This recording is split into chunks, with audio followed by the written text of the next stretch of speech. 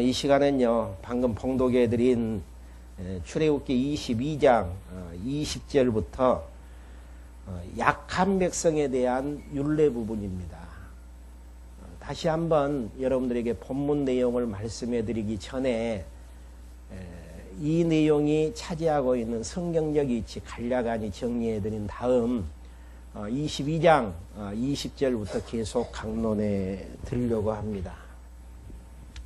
지금 본문의 내용은요, 하나님께서 하나님의 자신을 계시하시기 위해서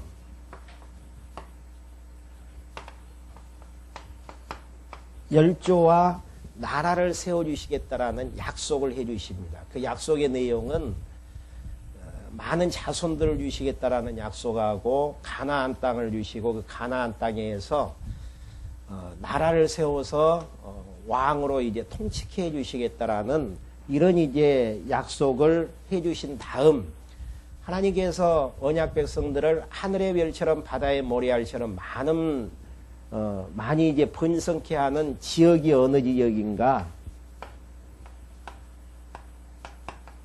애굽에서 400년 노예 생활을 하면서 많은 백성들을 생육하고 번성케 되어집니다. 그래서 400년의 때가 차니까 하나님께서 모세를 보내셔서 많은 재앙들을 붓고 마지막 6월절 재앙을 통해서 언약 백성들을 이제 이끌어내시는 출애굽의 사건이 출애굽기에 보면은 나오고 있습니다. 그래서 이제 가나안 땅까지 가는 과정 속에서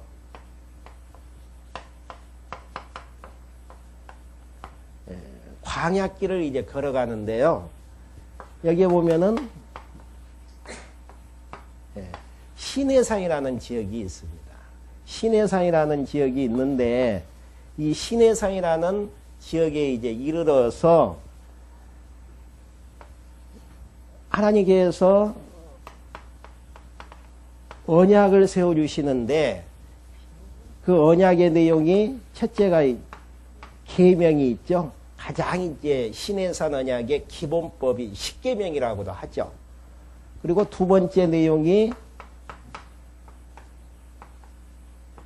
십계명을 이제 자세히 풀어놓은 세법이라고 합니다. 이게 이제 계명을 어겼을 때의 보상법이라든지 예를 들어서 거기에서 이제 문제가 되어졌을 때에 어떻게 이제 되어질 것인지에 대한 판결 규례를 율례죠, 율법이 아니고 판결 규례를 이제 적어놓은 율례의 부분. 지금 본문이 이치하고 있는 부분이 계명을 이제 자세히 풀어서 판결 규례를 적어놓은 율례에 대한 부분입니다. 그러면 이제 여기에서 한 가지 생각을 해야 될 부분은 왜 하나님께서 시내산 언약을 세워주셔서 언약 백성들에게 지금 가르쳐 주시는가? 그 이유는 지금 광야길을 거쳐서 두 번째 약속인 가나안 땅에 들어가야 되거든요. 그러면 하나님께서 애굽에서 종살이했던 여기는 이제 애굽에 이제 종된 상태였었죠. 바로만 섬기는 언약 백성들에게 아브라함과 이삭과 야곱에게 언약하신 그 여호와 하나님을 다시 한번 이제 기억에서 잊어버리지 않고 경외케 하시려는 하나님의 섭리의 내용이 나오고 있습니다. 그래서 시내산 언약은 가나안 땅 들어가서 여호와 하나님을 잊지 않고 기억에서 경외케 하기 위해서 시내산 언약을 세워주고요. 이 시내산 언약 중에 이제 세 번째가 이제 규례가 나와지지만은 이제 율례 부분을 이제 명하시는.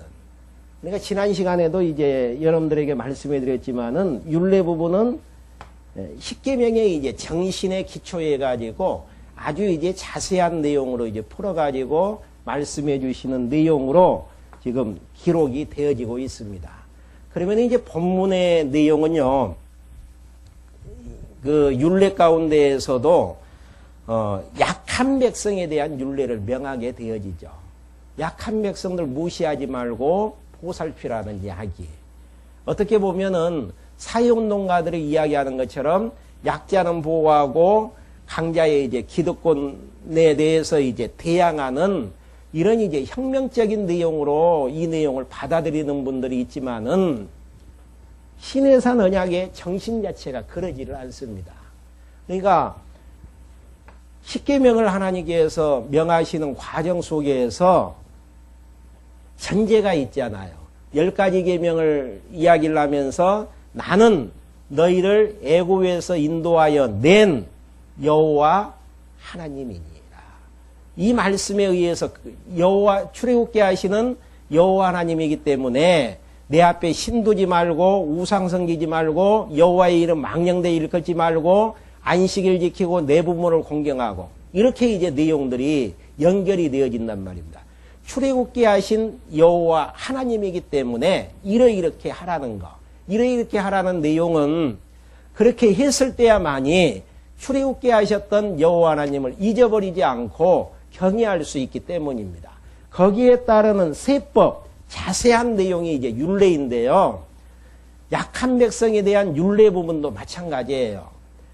십계명에 보면은 십계명을 딱 둘로 나누어서 이야기하면은 첫째 조항은 내 이웃을 내 몸과 같이 사랑하라는 계명하고 둘째 계명은 5계명부터 첫째 계명은 위로는 하나님을 이제 사랑하고 그다음에 5계명부터 10계명까지는 내 이웃을 내 몸과 같이 사랑하라는 계명으로 나눌 수 있거든요. 그 부분에 대한 기초되어지는 이제 부분이 22장 20절부터 이제 나와지는 부분인데요.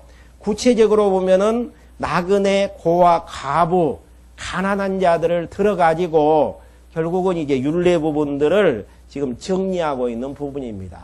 그러면 이제 보편적으로 사회에서 관습상 행해지는 모습들은 약자에 대해서는 별 관심들이 없습니다. 그 이유는 사회생활을 해나가는 데 있어서 약자는 도리어 내가 도와주는 대상이 되어지고 내가 벌었던 물질을 줘야 되는 대상, 그렇기 때문에 나에게는 유익이 없다라고 생각하는 쪽들이 많은 사람들의 보편적인 생각이죠.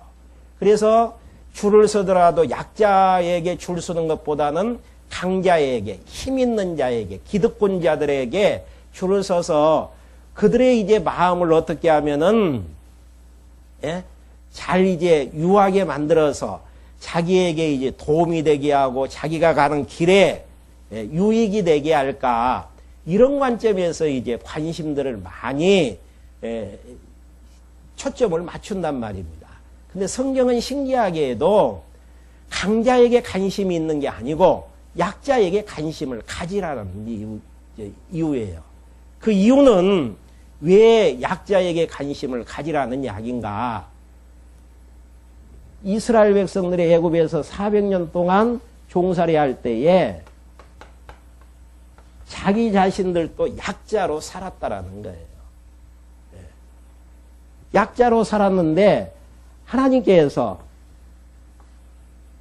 400년의 때가 되어짐에 많은 재앙들을 부으셔서 언약 백성들을 인도에 내셨기 때문에 약자를 생각한다라는 이야기는 과거에 400년 동안 종살이했던 자기 자신의 모습을 발견하게 되어지고, 과거를 통해서 현재의 모습을 봤을 때에 가나안 땅 들어가서 살아나가는 자기의 모습들을 봤을 때에 하나님의 능력으로 애굽에서 나오게 하지 않았던들 이런 영화를 누릴 수 없다라는 것들을 느끼게 되어진단 말입니다. 그래서 출애굽게 하셨던 여호와 하나님을 잊어버리지 않게 되어졌을 때에 가나안 땅 들어가서도 여호와 하나님 경외하면서 살아질 수밖에 없는 이러한 이제 모습들이죠. 그렇기 때문에 여기에서 약자에 대한 율례 부분을 논한다 그래서 도덕적이고 윤리적인 관점에서 불쌍하니까 약자는 당연히 도와줘야 되니까. 그런 상태의 윤리 도덕서가 아니고 출애굽기 내용을 기록하게 된 의미 자체가 출애굽기 하셨던 여호와 하나님을 약자에 도와주는 것들을 통해서 과거에 자기 자신들이 약자가 되어졌을 때에 출애굽기 하셨던 여호와 하나님을 잊어버리지 않고 기억에 해서 섬기게 하시려는 그런 이제 섭리의 의미가 담겨져 있다라는 사실입니다. 그랬는지 안 그러는지 한번 이제 20절부터 한번 읽어가면서 여러분들에게 말씀해 드리려고 합니다. 먼저 이제 약자에 대한 윤리를 이야기하면서 전제가 20절에 보면 여호와 예에 다른 신에게 희생을 드리는 자는 멸할지니라. 그러니까 십계명을 이야기할 때에도 전제가 그거잖아요. 나는 애굽에서 너희를 이끌어낸 여호와 하나님이로다. 그렇기 때문에 이렇게 십계명대로 행하라는 이야기예요. 그렇게 되어졌을 때 출애굽게 하시는 여호와 하나님을 잊어버리지 않고 기억해서 경외할 수 있기 때문에 율례도 마찬가지란 말입니다. 전제가 그거예요. 하나님 외에 다른 신에게 희생을 드린 자는 멸하게 된다라는 것. 출애굽게 하셨던 여호와 하나님은 안 보이잖아요. 그러다 보니까 보이는 것에 익숙해 있는 많은 이제 그 사람들이 언약 백성들이 보이는 것에 취해 가지고 보이지 않는 출애굽게 하셨던 여호와 하나님을 잊어버리고 살 수밖에 없단 말입니다. 그래서 신도 섬기지 말고 우상도 만들지 말라라는 것. 그렇게 되어졌을 때에 냉정한 것처럼 보여지지만은 멸망을 시켜버리겠다. 그러니까 여호와 하나님 경외하지 않고 망나니로 살다가 멸망당하는 것이나 여호와 하나님을 기억할 수 있는 요소를 배제해버리다가 배제하고 다른 신에게 제사를 드리다가 멸망하는 거나 똑같은 이야기예요. 그러니까 이렇게 이제 전제로 이야기를 하면서 21절 너는 이방 나그네를 압제하지 말며 그들을 학대하지 말라. 너희도 애굽 땅에서 나그네이었음이니라. 여기 나오잖아요. 왜 이방 나그네를 압제하지 말라라고 이야기를 하고 있나. 나그네는 고향을 떠난 자잖아요. 이스라엘 백성들도 아브라함과 이삭과 야곱에게 가나안 땅을 하나님께서 허락해 주셨는데 가나안 땅에서 살아야 되는데 그 가나안 땅을 떠나서 400년 동안 지금 애굽에 와가지고 나그네 상태에서 종노릇을 하고 있단 말입니다. 그러니까 그런 것들을 생각하면서 학대하지 말라. 왜 그러는가 뒤에 나와지죠. 너희도 애굽 땅에서 나그네이었음이니라. 그 이유에 대해서는 너희들도 나그네 생활로 400년 동안 종살이하지 않았느냐 그 이야기예요. 그러니까 이러한 종살이했던 400년의 때를 잊어버리게 되어지면은 출애굽게 하셨던 여호와 하나님을 잊으면서 살게 되어지는 과거에 죄 속에서 살아왔고 율법 속에서 부자유 가운데에서 참 힘들게 살아왔던 우리 현재 복음 때문에 자유함을 누리고 살게 되어지잖아요. 과거에 힘들게 살아왔던 자유함이 없이 살아왔던 죄의 노예가 되어졌던 상태를 잊어버린다고 할 것 같으면은 지금 자유함을 주신 여호와 하나님을 잊어버리고 살아나갈 수밖에 없잖아요. 그 여호와 하나님 잊어버리면은 여호와 하나님 경외심이라는 건 나올 수가 없는 부분들이고요. 그렇기 때문에 성경을 해석할 때에는 문자적으로만 내용만 해석을 해서는 안 돼요. 의미를 해석을 해야 된단 말입니다. 의미 부여를 해야 된단 말입니다. 그러니까 성경을 해석하는 데 있어서도 내용만 이제 문자적인 내용들만 보다 보니까 봐라 약자 도와달라고 했다. 박해하지 말라고 했다. 그러니까 내 이웃 박해하지 말고 약자 보호해줘야 된다. 이런 관점에서 도덕적이고 윤리적인 관점으로 이제 성경을 해석에 들어가게 되어집니다. 근데 우리의 성경 해석은 의미 부여예요. 왜 하나님께서 약자를 학대하지 말라라고 이야기하셨나? 그 의미는 무엇인가? 그 깊은 뜻, 하나님께서 그렇게 하시는 이유는 뭔가? 후반부에 나오잖아요, 지금. 그들을 학대하지 말라. 너희도 애굽 땅에서 나그네였습니다. 너희들도 그렇게 고통당하면서 살았지 않느냐. 나그네 되어졌던 너희들을 하나님께서 모세를 보내셔서 하나님의 능력으로 이 가나안 땅까지 너희들 인도하셨다. 그 하나님 잊어버리지 말라라는 이야기. 그러니까 항상 이런 부분 나오면은 여러분들에게 반복해서 이야기를 드리지만은 신앙생활을 하면서도 가장 신앙을 다시 한번 멈춰서 진단을 해봐야 되는 시점이 우리의 머리의 생각의 세계가 여호와 하나님의 관점에서 역사를 바라보고 해석하고 의미 부여를 할 수만 있다면은 정상적인 신앙 상태죠. 그런데 여호와 하나님의 잣대에서 모든 것들을 바라보고 의미 부여를 하는 게 아니고 내 욕심, 내 이성, 과학적인 잣대, 합리적인 사고라는 그 잣대에 의해서 모든 역사를 바라보고 평가하고 정리를 한다라는 것은 인본주의적인 신앙으로 흘러갈 수 있는 지름길일 수밖에 없죠. 그렇기 때문에 그때는 긴장을 해야 돼요. 그런 상태에서 무엇인가를 해석하고 정리하고 결정을 했을 때에는 그 결과 자체는 하나님의 뜻하고는 정반대의 결과를 가지고 오게 만들고 결국은 아픔과 고통 속에서 다시 한번 여호와 하나님을 생각해야 되는 이스라엘 백성들이 그러잖아요. 시내산 언약 간직해서 가나안 땅 들어가서도 우상 만들지 아니하고 산당제사 드리지 아니하고 여호와 하나님 생각하면서 살아야 되는데 결국은 여호와 하나님 잊어버리고 산당제사 드리고 우상 섬기고 또 자기 마음대로 여호와 하나님을 경외하게 되어졌을 때에 신명기서의 예언 따라서 이방 땅에 다시 포로 생활하게 만들잖아요. 그 아픔을 통해서 다시 한번 여호와 하나님을 생각나게 하게 되어지는. 그러니까 시내산 언약은 단마디로 이야기하면은 여호와 하나님을 잊어버리지 않고 기억해서 경외케 하시려는 이론적인 교육이에요. 그리고 이러한 내용들이 생각나게 하기 위해서 망각 속에서 사는 언약 백성들 아픔을 통해서 다시 종된 상태에서 배우게 하신다라는 이야기입니다. 그러니까 의미 부여를 하지 아니하면은 이 의미 왜 하나님의 이제 깊은 뜻을 발견해낼 수가 없는. 그러니까 학대하지 말라라는 이야기는 애굽 땅에서 나그네 되어졌기 때문에.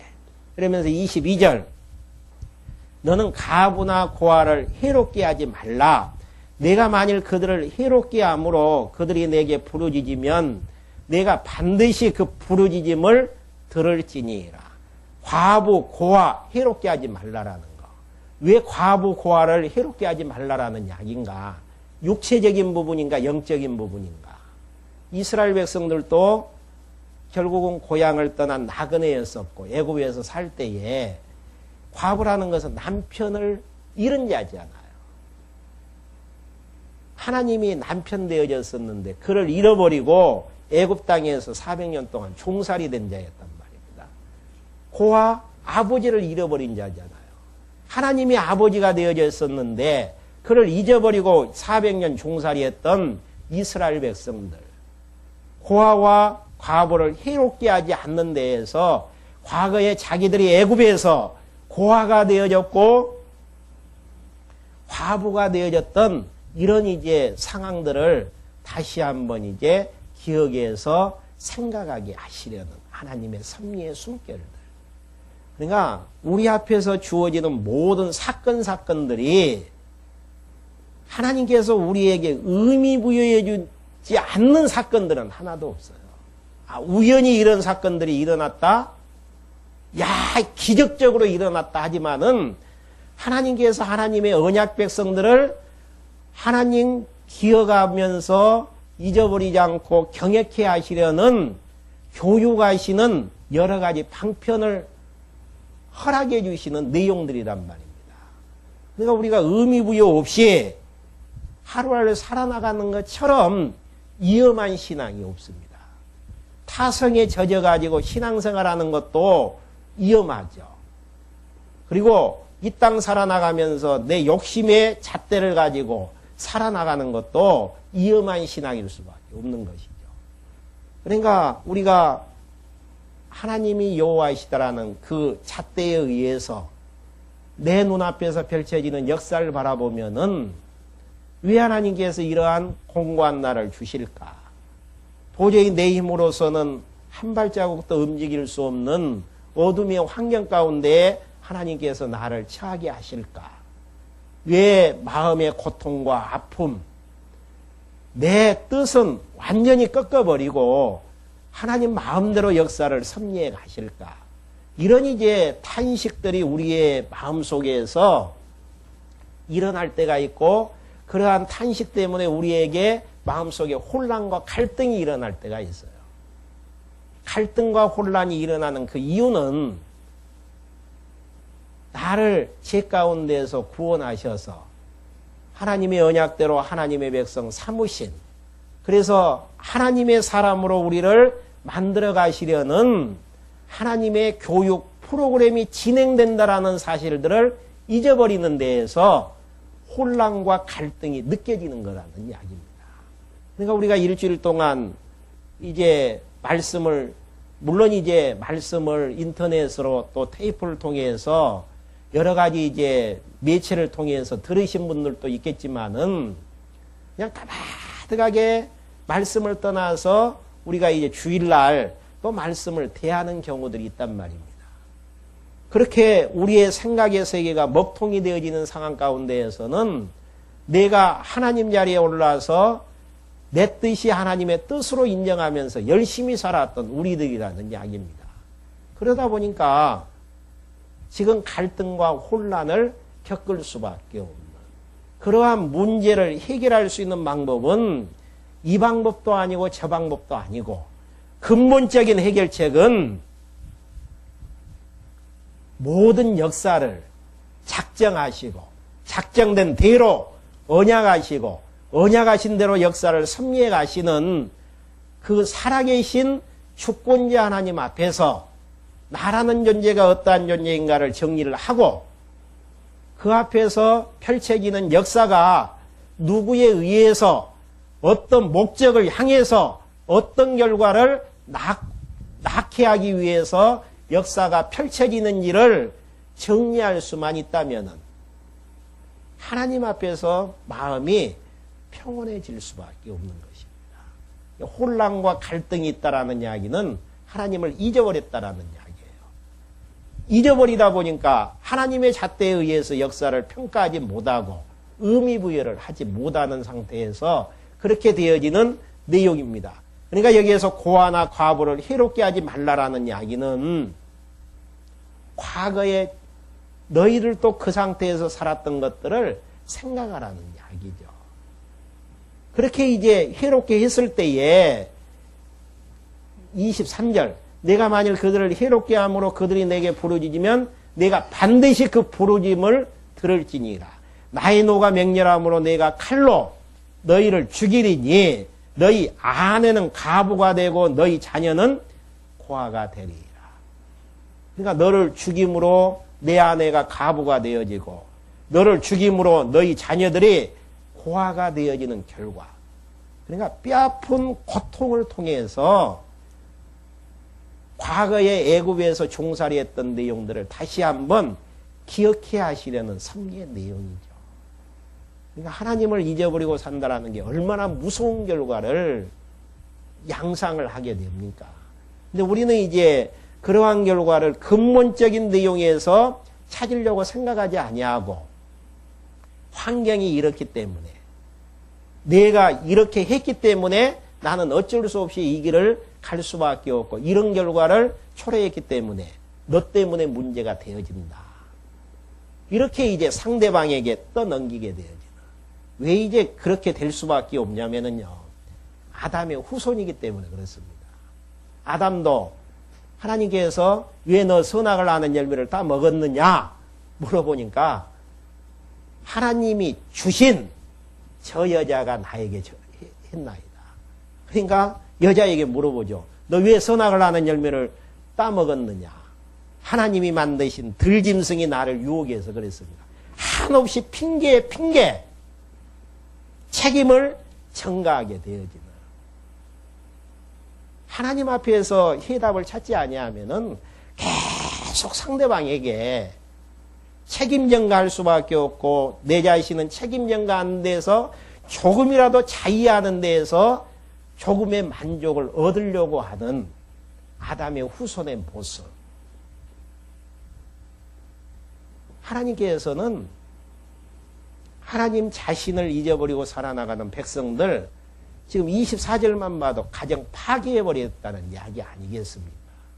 그만큼 잊어버리고 사는 게 무서운 결과를 초래할 수밖에 없다. 그러니까 여호와 하나님을 알고 경외하면서 살아나간다라는 게 얼마나 정상적인 신앙이고 하나님 앞에서의 갈등과 혼란이 없는 바른 신앙인가를 확인할 수 있는 대목들이잖아요. 그러니까 성경을 윤리도덕적으로 풀어서는 절대 아니 됩니다. 그것은 내용만 봤을 때는 그래요.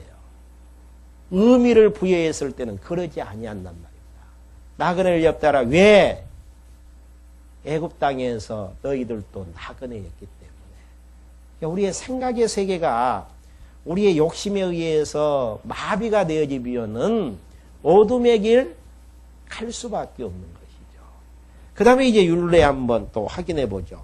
25절부터 27절까지 여호와께서 가난한 자들에 대한 여러 율례를 명하시게 되어지죠. 가난한 자에게 관심을 가지라는 이야기죠. 내가 만일 너와 함께한 나의 백성 중 가난한 자에게 돈을 꾸이거든 너는 그에게 체주같이 하지 말며 별리를 받지 말 것이며, 별리는 이자죠. 체주는 채권자, 돈을 빌려주는 사람들처럼 그냥 함부로 하지 말고 이자를 받지 말라라는 거. 왜 그러는가? 내가 만일 이웃의 옷을 전당 잡거든, 그러니까 이제 저당을 잡거든 해가 지기 전에 그에게 돌려보내라. 그 몸을 가릴 것이 뿐이라. 그러니까 만약에 돈을 빌려주면서 그 겉옷을 이제 저당 잡고 돈을 빌려줬으면은 해지기 전에 돌려주라는 거. 왜 그러냐면은 아무것도 없기 때문에 자기 입어야 될 옷을 지금 저당 잡힌 거잖아요. 근데 해질 때까지 돌려주지 아니하면 추워가지고 잠을 이루지 못하기 때문에. 그리고 이는 그의 살에 오신즉 그가 무엇을 입고 자겠느냐. 그가 내게 부르짖으면 내가 들으리니 나는 자비한 자입니다. 하나님께서는 약자의 편에서 모든 것들을 해결해 주시겠다. 그러면 왜 여기에서 약자, 하나님께서 심각하니 생각을 하는 이야기인가? 이스라엘 백성도 가나안 땅 들어오기 전까지는 약자였었어요. 지금 이스라엘 백성들이 애굽에 들어갔었을 때에는 흉년을 피해서 애굽에 들어갔잖아요. 그래서 요셉 때문에 7년 흉년 동안 굶주려 안고 살았단 말입니다. 하나님의 계획이었죠. 그리고 이스라엘 백성들이 애굽에서 나왔을 때에도 40년 광야길을 걸어가면서 엄청난 재물이 많아서 밥도 사 먹고 또 여러 가지 것들 물품을 사가지고 견뎠던 게 아니단 말입니다. 하나님께서 거저 주셔서 하늘에서 만나 내려주시고, 고기 먹고 싶다고 하면은 메추라기 주시고, 물 먹고 싶다고 하면은 반석에서 물 내서 하나님께서 먹이고 살리셨던 그런 이스라엘 백성들이라는 이야기입니다. 이런 사실들을 잊지 않고 생각하게 되어지면은 가난한 자들에게 그렇게 막무가내 할 수가 없죠. 여호와 하나님을 생각하는 데에서. 그러니까 이런 부분들이 앞에서도 이야기했던 것처럼 출애굽게 하셨던 여호와 하나님을 잊어버리지 않고 경외케 하시려는 그런 이제 섭리의 내용들로 다 되어지는 부분이죠. 우리도 마찬가지죠. 우리가 태어났을 때에 옷 하나 입고 태어난 적 없죠. 또 그 옷 속에다가 이 세상 살아나갈 수 있는 물질 가지고 태어난 것도 없죠. 알몸으로 태어났지만은 하나님께서 우리에게 필요한 의식주 문제 해결해 주시면서 지금까지 이 자리까지 오게 하셨단 말입니다. 그리고 허물과제로 죽어버렸던 우리 하나님의 백성 삼아주셔서 하나님을 아버지라고 부를 수 있는 은총 베풀어 주셨다라는 이야기입니다. 이런 하나님의 은혜와 사랑을 알면서 살 수 있다면은 하나님에게 받았던 사랑, 행복 아닌가? 나보다 더 어린 자에게 베풀 수 있고 나보다 더 못한 자에게 사랑 베풀면서 살 수 있는 게 당연하단 말입니다. 그 이유는 하나님이 나에게 베풀었던 은혜와 사랑을 깨달았을 때에만이 가능한 부분들이죠. 똑같은 원리예요. 약한 이웃에게 잘해주는 것도 출애굽게 하셨을 때에 빈손 들고 은금만 가져왔지만 결국은 금은 우상 만드는데 다 투자해버렸었죠. 40년 동안 먹고 살리셨던 여호와 하나님만 기억할 수 있다면은 가나안 땅 들어가서 감지덕지하니 여호와 하나님 경외하면서 살아나갈 수 있었잖아요. 근데 그러지를 못했다라는 사실. 그래서 그걸 알고 하나님께서 기억해 하시려는 이제 섭리의 숨결들이죠. 그러면서 28절 너는 재판장을 욕하지 말며 백성의 유사를 지어주하지 말라. 여기에서 이제 유사로 번역이 됐는데요. 히브리서에 보면 통치자라는 의미도 있습니다. 유사보다는 통치자라는 의미 자체가 앞뒤 문맥에 따라서 더 이제 자연스러운 번역이 되어집니다. 그러니까 재판장 욕하지 말고 하나님께서 세우신 백성의 통치자 저주하지 말라라는 거. 왜 그러는가? 하나님께서 세우신 재판장이고 하나님께서 세우신 통치자였기 때문에. 애굽에 있었을 때에는 바로가 세웠던 통치자고 많은 이제 지방 관리들, 그 다음에 재판장이었기 때문에 바로 유리한 대로, 애굽 유리한 대로 모든 재판들이 진행이 되어졌잖아요. 마음에 안 들더라도 하나님이 세우셔서 백성들을 아름다운 길로 가게 하시려는 섭리의 숨결에 의해서 되어졌기 때문에 그렇게 하지 말라라는 이야기예요. 그러면서 너는 너의 추수한 것과 너의 짜낸 즙을 드리게 더디게 말지며 너의 처음 난 아들들을 내게 줄지며. 왜 이제 처음 난 아들들을 하나님 앞에 드려야 되는가? 그 이유는 애굽에서 마지막 재앙이 유월절 재앙이었잖아요.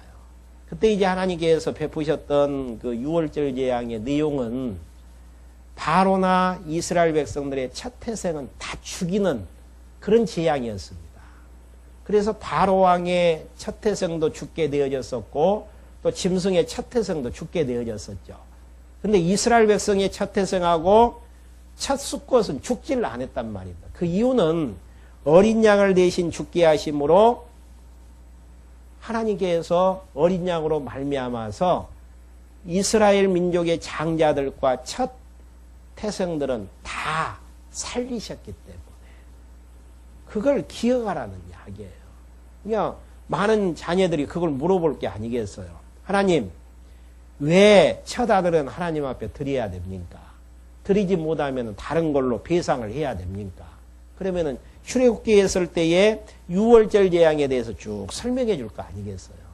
아, 하나님께서 출애굽기 하실 때에 애굽의 장자들은 다 죽이고 이스라엘 민족의 장자들은 다 살리셨기 때문에 그걸 기억해 하시려는 하나님의 섭리의 숨결이라는 사실. 그러니까 첫 태생을 통해서 출애굽게 하셨던 여호와 하나님을 다시 기억해 하고 또 30절 보면은 너의 소와 양도 그 일례로 하되, 그러니까 소와 양도 첫 태생은 그렇게 하라는 이야기예요. 이것도 똑같은 이야기죠. 7일 동안 어미와 함께 있게 하다가 8일 만에 내게 줄지니라. 너희는 내게 거룩한 사람이 될지니 들에서 짐승에게 찍힌 것에 고기를 먹지 말고 개에게 던질지니라. 그러니까 하나님께서 특별히 세상에서 이스라엘 백성들만큼은 거룩한 백성으로 삼아주셨기 때문에 들에서 짐승에게 찢긴 고기들 먹지 말라라는 거예요. 왜? 불결하기 때문에. 거룩한 백성들은 거룩한 고기를 먹어야 되기 때문에 불결한 건 먹지 말라. 이거는 이방인들하고 구별케 하시려는 하나님의 섭리의 내용이죠. 이것은 이제 신약을 사는 우리들도 거룩한 양식, 말씀 아니에요. 이것 어느 누구나 먹는 게 아니잖아요. 우리만 먹을 수 있는 특권이고 하나님이 우리에게만 주실 영원한 만나고 양식이라는 이야기입니다. 이것 먹고 살아나가면서 하나님께서 우리를 선택해 주신 하나님의 백성이라고 자부심을 가지면서 그 여호와 하나님 경외하면서 사는 백성. 똑같은 원리에서 이야기해 주는 내용이란 말입니다. 하나님의 말씀이 깨달아진다라는 거. 하나님의 말씀이 내 안에서 소화가 되어진다라는 사실. 세상 사람들은 하나님의 말씀대로 그렇게 되어지지 아니하는데 듣지를 못하는데 그 말씀이 받아진다라는 거. 아, 하나님께서 나를 선택한 백성으로 삼아주셨구나. 이러한 사실들을 느끼면서 살 수만 있다면은 정말 이제 하나님 앞에서 모든 것들을 정말 잊어버리지 않고 경외하면서 살아나갈 수 있는 백성이 될 수가 있는 부분들이죠. 근데 우리는 이제 경솔하게도 하나님의 말씀을 조금 깨닫게 되어지면 나는 깨닫고 아는데 너는 깨닫지 못하지. 그러면서 자기 자신의 자랑으로 교만으로 나가버린단 말입니다. 이것은 잘못된 신앙이죠. 하나님의 말씀이 깨달아질 때에 왜 저 사람은 말씀을 깨닫지 못하는데 예수가 그리스도이심을 믿지 못하는데 왜 나는 믿어지는가? 이게 깨달아지면 나를 영혼에서 예정에서 선택해 주시고 예수 그리스도를 보내셔서 십자가에 죽게 하시고 성령 하나님을 통해서 깨닫고 믿어지게 하셔서 하나님의 백성으로 인쳐주신 하나님의 은혜를 먹으면서 살아나갈 수 있잖아요. 하나님의 은혜를 먹으면서 살아나가는 하나님의 백성들이 하나님 잊고 살 수 있겠습니까? 하나님 경외하지 않고 살 수 있겠습니까? 그러니까 우리는 이런 행복을 주신 하나님을 생각해야 되는데 행복에 취해가지고 내 자신의 유리한 길로 해석해버리고 가려고 하는 아직도 예수 믿기 전에 벗어버리지 못한 육체의 소욕이 있기 때문에 말씀을 통해서 계속 하나님이 여호와이심을 배워나가는 작업들 너무너무 이제 필요한 부분들이죠. 그러면서 23장으로 넘어가서요. 23장 1절부터 9절까지는 가난한 자의 송사에 대해서 여러 가지 율례를 이제 명하시는 내용입니다. 가난한 자가 재판을 걸어왔었을 때에 어떻게 이제 가난한 자 입장에서 이제 해결하라는 이야기. 23장 1절 보시면 너는 허망한 풍설을 전파하지 말며 악인과 연합하여 무함하는 증인이 되지 말며. 그러니까 허망한 풍설이라는 것은 근거 없는 소문, 떠드는 소문 있잖아요. 그 소문만 듣고 악인과 연합하지 말고 그릇된 증인이 되지 말고 증거도 없는데 보지도 못했는데 말만 듣고 소문만 듣고 증인 세워가지고 약자를 아프게 하는 그런 증인이 되지 말며 다수를 따라 악을 행하지 말며 많은 사람들이 약자를 괴롭힌다 그래서 함께 하나님께서 원치도 않는데 많은 사람들을 기쁘게 하기 위해서 그렇게 하지도 말고 말며 송사의 다수를 따라 부정당한 증거를 하지 말며 많은 사람들이 그렇게 한다 그래서 그렇게 하지 말라라는 것. 가난한 자의 송사라고 편벽되이 두어하지 말지니라. 그러니까 편가르기에서 가난한 자라고 해서 무시하지 말라라는 이야기. 왜? 너희들도 가난한 자 되어졌던 모습 아니겠느냐. 과거를 생각하라는 이야기예요. 우리의 이제 가장 부족한 부분들이 있다면은 현재 일들만 놓고 생각하다 보니까 과거에 함께 하셨던 하나님, 과거에 이 진리를 깨닫기 위해서 이 자리까지 오게 하셨던 그 하나님을 잊어버리고 사는 데에서 불평하고 짜증내고 하나님 앞에 감사하지 못하고 기뻐하지 못하고 행복 누리지 못하고 살아나가는 모습들. 그러니까 이러한 율법의 조항들을 하나하나 보게 되어졌을 때에 과거를 다시 한번 되새김질할 수 있는 내용들이잖아요. 보통 사람들은 가난한 자 무시해버린단 말입니다. 사람 취급도 안 해버려요. 근데 왜 강자보다는 약자에게 관심을 둬야 되는가? 과거에 너희들도 그런 자였기 때문에 그렇게 되어진다라는 거.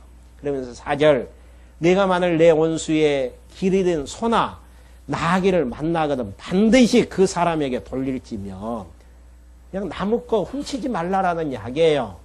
너희들에게 가나안 땅 주시는 것 하나님께서 다 주신 거라는 이야기입니다. 내가 만일 너를 미워하는 자의 나귀가 짐을 싣고 엎드러짐을 보거든 상가 버려주지 말고 그를 도와 그 짐을 풀이할지니라. 그러죠. 우리가 내가 미워하는 자, 나의 이제 대적이 잘못된 일을 당하게 되어졌을 때에 고소하게 생각할 때가 많잖아요. 그렇게 하지 말라라는 이야기. 왜? 너희들도 과거에 그런 자였기 때문에 거저 하나님께서 은혜로 가나안 땅까지 인도해 주셨기 때문에, 그러니까 과거를 잊지 않고 살아나간다라는 거. 현재에 즐겁고 평안하고 당당하게 살아나갈 수 있는 비결이죠. 그러면서 6절, 너는 가난한 자의 송사라고 공평치 않게 하지 말며. 보통 사람들이 그러죠. 가난한 자의 송사는 무시해버리고 나에게 유익이 있는 자는 그냥 물불 안 가리면서 돕게 되어지고 그 사람 편에서 손들어주게 되어지고, 거짓 일을 멀리하며 무지한 자와 의로운 자를 죽이지 말라. 나는 악인을 의롭다 하지 아니하겠노라. 그러니까 거짓 일을 멀리하며 무지한 자, 의로운 자를 죽이지 말라라는 거. 왜? 하나님 앞에서는 하나님은 악인은 싫어하기 때문에. 그러니까 문제는 하나님 앞에서 예라고 하면은 예가 되어지고 하나님 앞에서 아니다 가면 아니어야 되는데, 우리는 하나님을 잊어버리는 데에서 나에게 유익이 되어지면은 예, 유익이 안 되어지면은 아니요. 철저하게 인본주의적인 사고 속에서 살아나가는 모습들이다니까요. 왜 그러는가? 여호와 하나님을 잊어버리는 데에서. 그러니 이제 결과를 초래하게 되어지는. 조금 쉬었다가 8절부터 계속 할 수 있도록 하겠습니다. 기도하시겠습니다. 하나님 아버지, 저희를 이 시간에 불러 모아주셔서 하나님의 말씀을 통해 출애굽게 하셨던 여호와 하나님을 잊지 않고 기억에서 경외케 하실 수 있는 법을 말씀해 주심을 감사함을 드립니다. 저희들도 말씀을 통해 은혜로 저희들 구원해 주셨고, 구원해 주시기 전에 우리가 죄악 속에서 얼마나 고통 속에서 살았는가를 항상 생각하면서 은혜로 구원해 주신 하나님을 잊어버리지 말고 경외해 나가는 저희들로 인도해 주시옵소서. 예수 그리스도의 이름으로 기도했습니다. 아멘.